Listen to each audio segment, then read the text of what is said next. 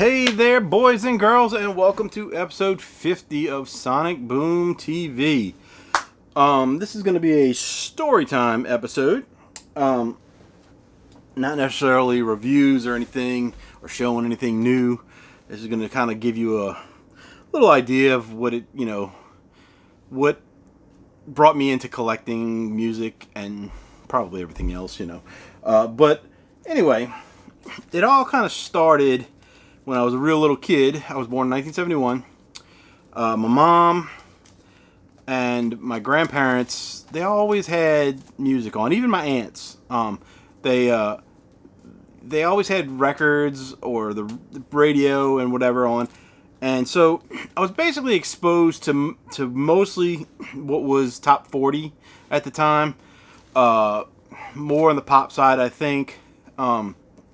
There were like things like Beach Boys and the Beatles and things like that, but it just, my memory is not too clear on everything. But I know that there were certain songs that I remember from then, just like it was yesterday. And the main thing, the main song, I guess, which till this day I will say this is my favorite song, even though I don't really have favorites. You'll learn about that in a minute. But the first thing that I can ever remember like being my favorite song was Rhinestone Cowboy by Glen Campbell. This has Love Light on the other side. I don't know if I even know that song, but like I'll know it if I hear it, but I couldn't tell you a word of it. But this is the copy from my grandparents. I inherited my grandparents' record player, which is right there. You can't see it, and you won't see it right now, but I will show it one day when I get it running again. I'm going to be getting a shelving unit thing back here for my records, and then when the videos, I'm going to push the camera out a little bit so you can see this whole area more once I do that. But that may be a month or two, maybe 3, hopefully before Christmas, but who knows. But anyway, Rhinestone Cowboy was my favorite song. And I mean, I could listen to this a million times and not get tired of it. And I probably have listened to it a million times, because every time I went to her house, and I know we used to live close to my grandparents, like walking distance, several times, I believe, when I was a child, this was always getting put on. That and Chuck Berry's My Ding-a-Ling. Now this would have been around 1974, 75, because Rhinestone Cowboy came out in 75, so I would have been about 4 or 5 years old. That's right, and this was out earlier than that, but they had the record. And this has Johnny B. Good on the other side, so it's really an awesome little record. So those two things are like stuck in my brain. Like every time I went to their house, we played these records, and we always thought that the My Ding-a-Ling was just the dirtiest thing ever, and we didn't know one way or the other if it meant a bell or a ding-a-ling. But we loved it as kids. Me and my cousins, my sisters, everybody, and I've got both of the copies that they had. My grandparents had. When my grandfather died years ago, I inherited that. It's probably the coolest thing that I got to keep, that part of my childhood, because it's like almost one of the earliest things I can remember from my childhood. The other thing is, my mom liked this song. I think I know because I remember hearing it. It came out in, let's see, I don't know. I thought I had the date here. It says 1973, so 74, 75, it would have probably been on the radio still. But I remember it being kind of popular and hearing it a lot. And I hated it. I remember being a little kid hating this song. And I don't know why, because when I hear it now, I don't hate it. But it was Bad Blood by Neil Sedaka. I don't know if this is the original copy from them or not. This was one that my grandparents had, or my mom had, or somebody. I don't know where this came from. I don't know if I might have picked it up not too long ago. I just can't remember anything where this came from. But this song, I don't know why I hated it. It was just one of those things. So I always kind of cherish these 3 records because these were 2 of my absolute favorites, and this was the one I hated that I don't hate anymore. So I've always thought that was funny. So at that point, like I said, I was listening to basically top 40 radio, and this was the 70s. So we didn't have like any kind of cassettes or anything at that point. I don't know when cassettes actually came out, but I wouldn't have got any till a bit later, and I'll show some of that too. What got me into being a collector.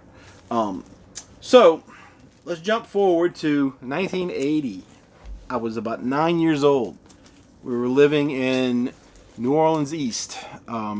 It was a much different place back then. It's not so safe these days out there, but it used to be pretty good. You know, it was you know, nice mixed area. You know, people from everywhere, and it just, I don't know what happened. The crime rate just really jumped out there, and it's not so good.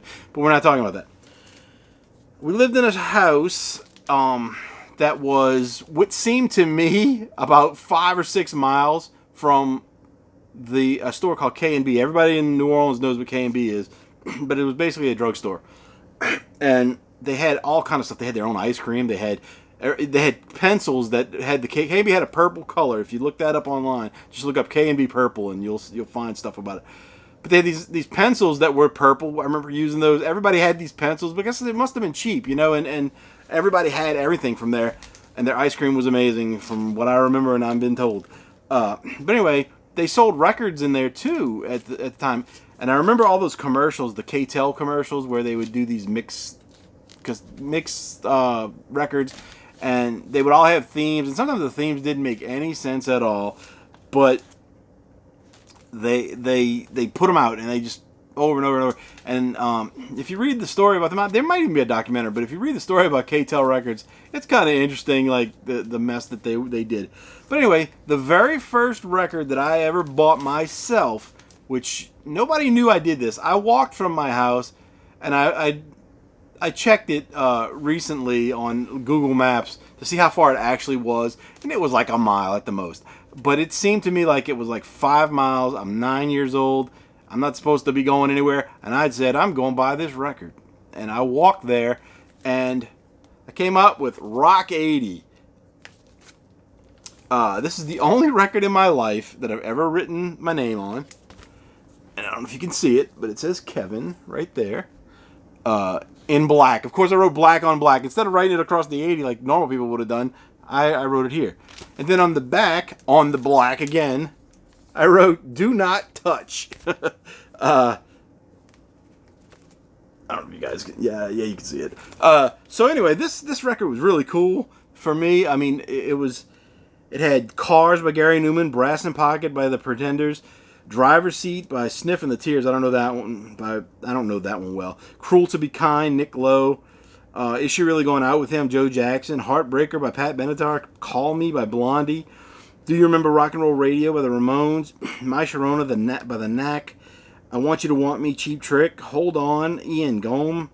One Way or Another by Blondie. Blondie got 2 on here. So did Pat Benatar. We Live for Love, Pat Benatar. And Pop Music by M. So it was kind of a top 40, style mix. I really want to get a new copy of this because I'll never get rid of this because this is the first one I ever bought. But this record is so scratched up, and it's got a crack in it. I don't know how the crack happened, but if you can see this, it is super scratchy. But there is on the first track, I can't find the scratch now. There is a nice crack. There it is. I don't know if you can see, but it's cracked right there, and I could pull it apart. It'll play most of the time, but I don't want to play it anymore because it's gonna mess up my record player. So if anybody's got a copy of this and they want to get rid of it for a reasonable price, because it shouldn't be worth that much, I would love to have a new copy of it, a nicer copy. The cover doesn't matter, but the record itself, I would like to have a good copy of that. So, we've established up until 1980, I was still on the pop radio kind of thing. And the the bands on there, I knew one song or two songs by them, and that's it. It's some of that probably was new to me at the time. I remember the pop music song being real popular, and I wanted that for some reason. And Cars by Gary Newman. So we kind of didn't get anything, like, as far as me getting any kind of records or anything after that. It was just that one record we had. I don't even know what kind of record player we had, but I had that. I know my sister had the Sugar Hill Gang's Rapper's Delight. That was probably late 78, 79, something like that. I have that record too. It's super scratchy. But it was a single. It was a single with two versions of the song on it. And one of them's like real long. It's like 15 minutes long. But things kind of settled, as far as buying music went, because, a 10-year-old kid. Well, we moved to St. Bernard Parish, Violet, Louisiana. And I lived in a neighborhood with more kids that were into music, I guess. And so I started getting a mixture of things, people listened to. They had, I guess you would call them stoner kids. I mean, I don't know if they were doing, any drugs or whatever, but they definitely fit the part now that I think about the people. And they always had the T-shirts and everything, for the hard rock bands and stuff. But I didn't really know a lot of them. I knew some of the names, but I didn't realize, I didn't know the music or anything. And I'm sorry. I gotta. Right before we moved there, I got introduced to something new that I had never heard before, a style of music, and it was on the radio. I remember it. I remember them playing that Rod Stewart song, "If You Think I'm Sexy," and then they played "Bringing On the Heartbreak" by Def Leppard, and I was like, I remember like being like, I've never heard that kind of rock music before, and it was the hard rock, heavy metal sort of stuff, and I remember like liking it, but not knowing what it was, except it was this song that I would hear every once in a while. It wasn't like, MTV wasn't there yet, and I just really hadn't got into that kind of stuff. So, but I always remember that song for the next couple of years, and then we moved to Violet, and by this time, Michael Jackson was like huge, and I didn't like Michael Jackson that much, but I thought he was good, and I still to this day I like Thriller and Off the Wall and all that stuff. There's good songs on there. I won't deny that he had good songs back then, but I didn't think they were any better than anybody else. It was just that he was a performer, and people like that about him, but that didn't do anything for me because I don't care about anybody dancing around. I just want to hear the song. So I never really got into Michael Jackson so much. But I guess this was about the time when I guess that new wave of British heavy metal was coming through, and some of those bands were creeping in, and I was starting to hear things and see things, and Def Leppard came up again a few years later when Pyromania came out. And I was supposed to show you Pyromania. I'll get to it. So Def Leppard comes out with Pyromania. And then it seemed like all that stuff started coming out. And I was like, whoa. One of my friends had this. And I was like, wait, that's my favorite band. Now, there's been one time in my life that I had a favorite band. It was Def Leppard. From, I guess, about 83, 84. When did this come out? This came out in 83. So Foolin' and Rock of Ages were on the radio, and I wanted this to be number one. I wanted it to beat Michael Jackson, and it couldn't. It got to number 2, I believe, but it couldn't beat Michael Jackson. But at that point, Def Leppard was my favorite band, and it stayed that way. And I guess Hysteria must have came out in 87. But I really didn't know much about them except this album I knew because my friends had it, and we'd go to their house and we'd listen to it all the time. And then somebody had a cassette of High and Dry, and another person had a cassette of their first album, On Through the Night. And so they let me borrow them, I guess. I don't know. I know because I had listened to all this stuff, and they were my favorite band. And then we had a local band that had put an album out, but it was a local band, but they were national as well. And that was Zebra, their self-titled album. Everybody I knew had this except me. Everybody had it because, of course, I was told you I didn't have any money to buy records, and I wasn't buying anything at the time. So Zebra, they had Tell Me What You Want, One More Chance, as I said before, Who's Behind the Door, When You Get There, Take Your Fingers From My Hair. All these songs were hits around here. Everybody knew them. Everybody loved them that I knew of.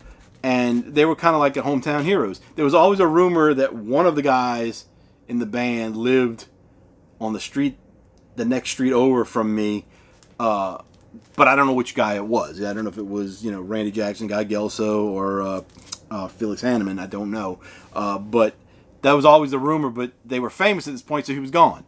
And then the other one that came out would have been Quiet Riot, Metal Health. So at this point, it's Def Leppard. Def Leppard. And these two battled for my number 2 band. And this is all I knew by any of these bands. This is all that was out, really, by these two. Well, Quiet Riot had albums before this, but they weren't available. Nobody knew them. And so they battled it out. These were my favorite 3 bands. And so, a little while later, we were going on, and it's like, I started, like, all that music was coming in, like Iron Maiden, Motley Crue, all that stuff, was starting to pop up, and my friends had stuff, and the radio was playing a little bit of it at the time, and, I was getting exposed to that, and I was like, man, that's the music I want to listen to more than the regular top 40 stuff. So, somewhere along the time, around 83, 84, I got a boombox. And it wasn't like a fancy one. It was just like a rectangle thing with a 2-deck tape thing. And what I used to do is, I used to record stuff off of the radio. And we're going to show you some good stuff coming up here. So, this is one of my original cassettes. It says the WMMS Buzzard Morning Zoo Greatest Hits Volume 1. That was something a friend in maybe 9th grade brought to me, and I copied. He was from Ohio, and it was their radio station. And I think it was the people who did the Walton and Johnson kind of thing. I think it was those people that were on this. I don't know. I haven't listened to it in a long time, so I'm going to have to listen to this. But this is one of my original cassettes. I had 6 of these. They came 3 in a pack. They're Sertron Low Noise LN60 cassettes. And I had 6 of these, and I can only find this one. I know I probably still have the others somewhere, but I looked through all my cassettes, and I have this bin of just cassettes. It's probably got 200 cassettes in it with cases. This one didn't have a case. That they may be in there somewhere. I don't know.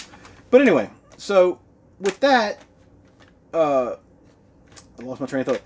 I was copying things, and every once in a while, I have a friend who would have something, and they, cassette, and I would say, "Oh, can I copy that or whatever?" That you're not supposed to be copying tapes, but you know what? Everybody did it. So the next one I had was, and I'm not sure what year this was, somewhere in '80, but Genesis, Invisible Touch, and I made this cover for it myself. It's probably my one of my first. It's light, guys. One of my first album covers I ever did. And they even did the label on the side too, and that was on one of these cassettes, which is another one. These are like terrible cassettes too. This is a Gemini high energy, low noise recording cassette, and so I've had that, and I just never taped over this one because that was one of my first ones. So I had that, and I I guess it was around 84, 85 maybe. We had this black and white TV. I still have it to this day. I don't know if it works or not. I know it won't pick up any channels because it needs an antenna. But I I found out that if you played with like the UHF channels and stuff, you could get channels that weren't available to us. And I mean like crazy channels. Like we had cable, but I didn't have cable in my bedroom where my TV was. But I would pick up channels from other states. I would pick up channels from Canada sometimes. And one day, I'm watching this channel. The sound was good, but the picture was real fuzzy.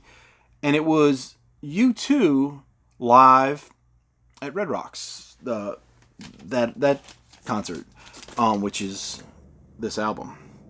And it was on, and I was watching it, and I was like, wait a minute, that's different too. And you know, that's just, remember, I was blown away. It was something different than I've been used to. And it wasn't the Def Leppards of the world or anything like that. And I was like, oh man. So now this band is one of my favorite bands. And I never owned anything by them. All I had seen is the video of this, a poor copy of the video. And then when I was in high school, there's this part where he's waving this flag, and I did this weird painting of that, and I only had seen it at that point, maybe once or twice. And then I went out and got the cassette of that, which actually I got it from BMG when I joined BMG Music Club. I got that. That was one of my... Actually, that's where I got the Def Leppard, High and Dry, and these were in my first BMG order ever. I only remember there was Fleetwood Mac, Tango in the Night as well with that, and I don't remember what the other ones were. So, we get to U2. And now I've got a little more knowledge of... we got a little thing here. A little more knowledge of different kind of bands and a little more music. And I'm like, well, U2 is really good, and Def Leppard's really good to me. You know, I don't know about everybody else. I don't care. But who's my favorite? Like, I don't know anymore. And so I guess I was either 8th or 9th grade at the time. I must have been 8th grade. It had to be 8th grade. And the teacher gave us these writing assignments in English, and one of them was, who's your favorite band? So I say, well, let me write about Def Leppard. So I write this little thing about Def Leppard being my favorite band, you know. I didn't know a whole lot about them, but I knew, some of the songs, and I just wrote this thing. There's this kid in class, and he's the kid that would wear the Rock t-shirts all the time. Like every day he had something on. And he used to wear, I can remember he had an Iron Maiden one, and he had a Black Sabbath one, and he had a Y&T shirt. And I had heard Y&T. I think they had like a song like Summer Girls or Summertime Girls or something. It was lame as hell, whatever it was. And I know people liked that band, but I just remember they had one really lame pop hit, and I don't know if they were a hard rock band or a metal band or whatever, but he liked them. And this guy, like when we were getting our grades and stuff, he sees my paper and he starts reading it. He's like, why would Def Leppard be your favorite band? And he was making fun of me for this and stuff. And I was like, at this point, I'm like, what is this guy talking about? And all I can remember is he looked like what Napoleon Dynamite would look like later. Except his hair was really red, and he was kind of tall, lanky guy, and he probably got made fun of himself. But I couldn't remember. I couldn't figure it out. Like, why was he making fun of me because I liked the band? It didn't make any sense, and it never affected me in any kind of way, except that this kid thought that was going to bother me, and it didn't. So then I guess it might have been this has to be around 85 now, 85, 86. And this is where the collecting began. For real. Like everything else was just, whatever. Didn't know much about bands as far as who they were. There was no internet back then. There was magazines, but I wasn't buying any at that point. So it was my birthday, November 24th, 1980 something. And my sister comes to me with presents. And I'm like, how does my sister get to buy me presents? She doesn't have a job. She has money. She's only a year older than me. Well, she hands me 2 little presents, shape of a cassette. And I'm all excited. And I don't know where she got these from because they weren't brand new. They were used. Somebody else owned them. Maybe it was hers. I don't know. But she decided that they were going to be my birthday present. So she gave me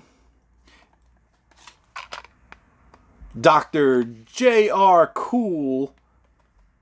Wait a minute. And the Other Roxannes, The Complete Story of Roxanne, the album. Now this was a hip hop song, rap, hip hop, whatever. This is early days of that stuff. I know this person, Roxanne something, Shantae, I think it is, was like an important hip hop person. I don't know. But she gave me this, and I wasn't really into rap, but I listened to it because, it was music, and, it was my birthday present. But the other thing she gave me, oh, excuse me, gotta fix that. The other thing she gave me was Zebra. The self-titled Zebra that I already showed you on cassette. Now, this cassette was somebody else, and you see how it's dirty? It was dirty like that when she gave it to me. So somebody had played this a lot, and I played it a hell of a lot too. But it didn't have a case. It didn't have the cover. So this is my first real graphic design work I've ever done. I made the Zebra cover, and I cut that picture out of like a National Geographic or something, and I glued it to the thing, and it stayed on there all these years. And I made a little zebra on the side.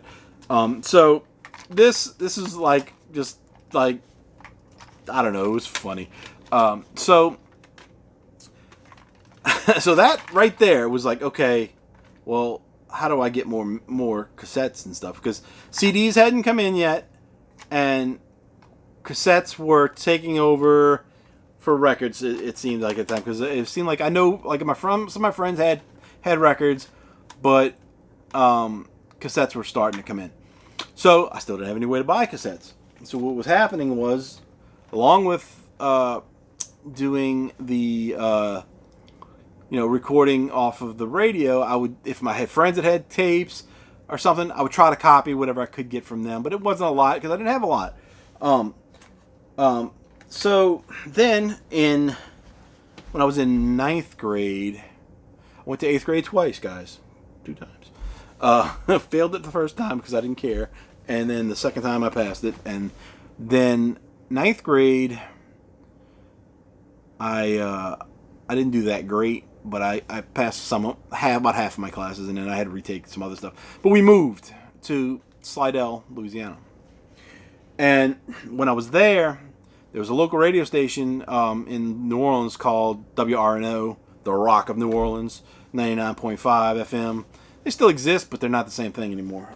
The radio station still exists, but they don't. I don't even know if they play music anymore. But they had this thing called Album Hour, and they would do Tuesday, Wednesday, and Thursday nights at.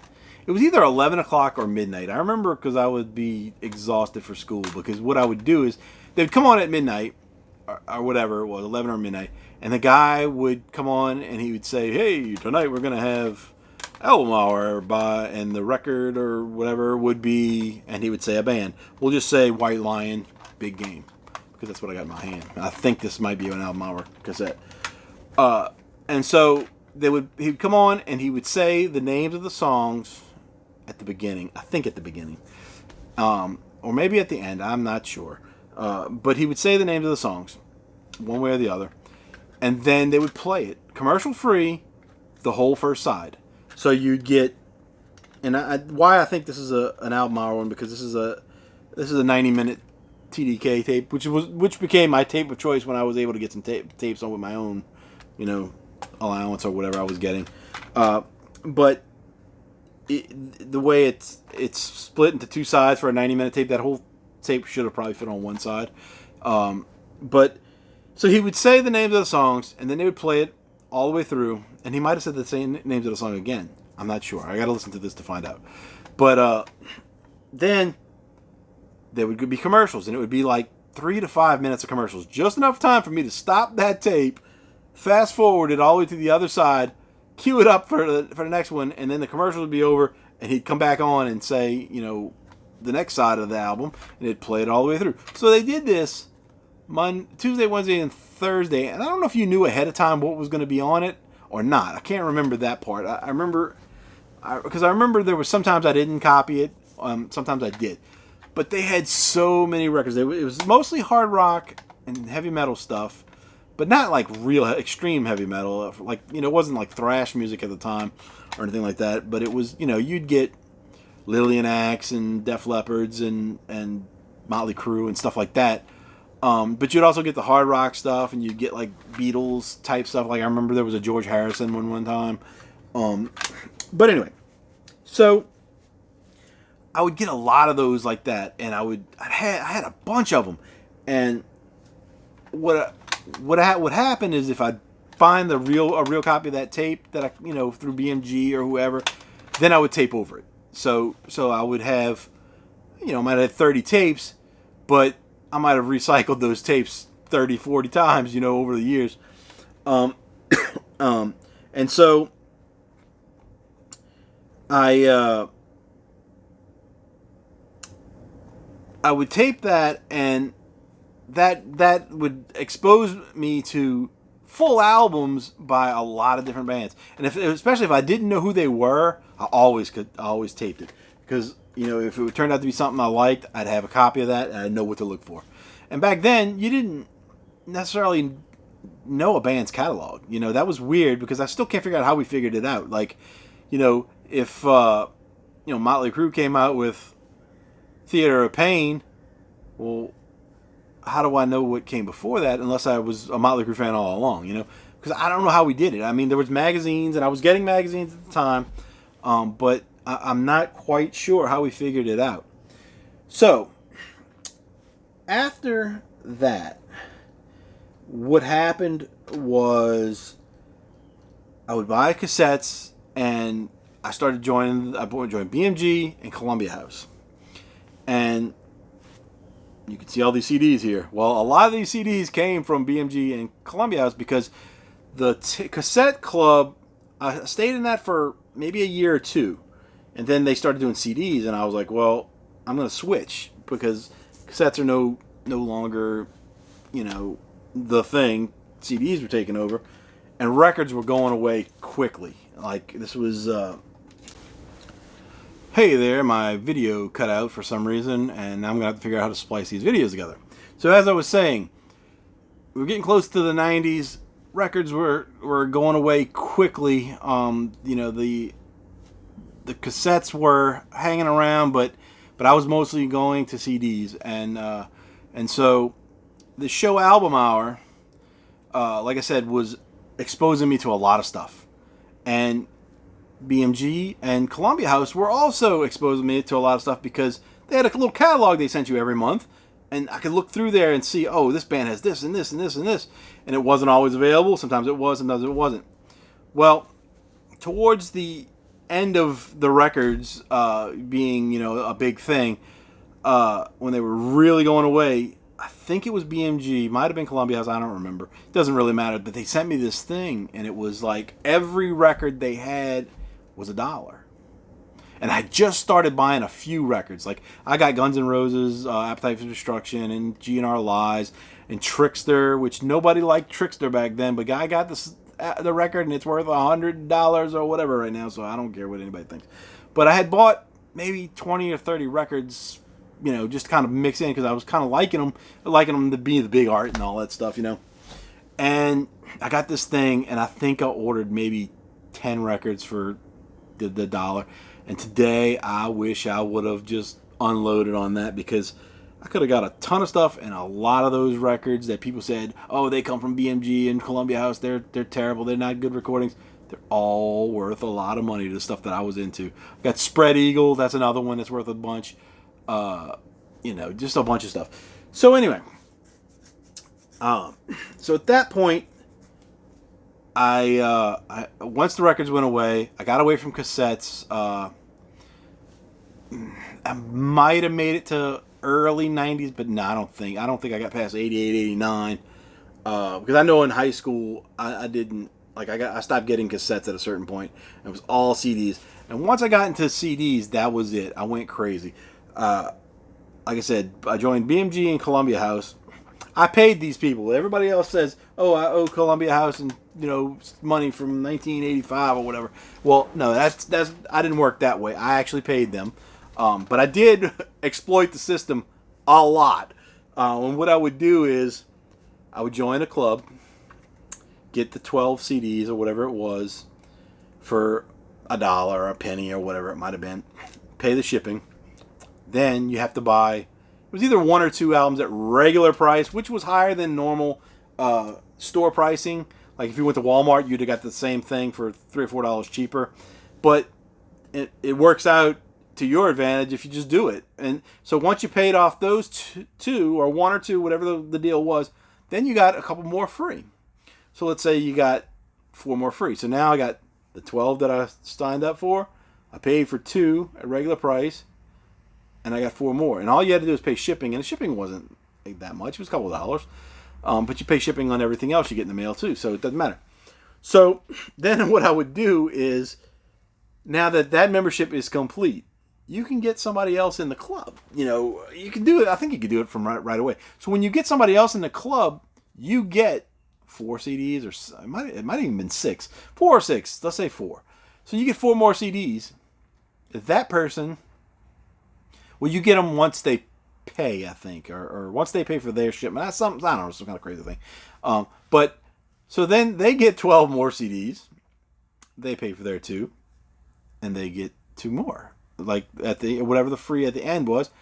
So you got account A and account B.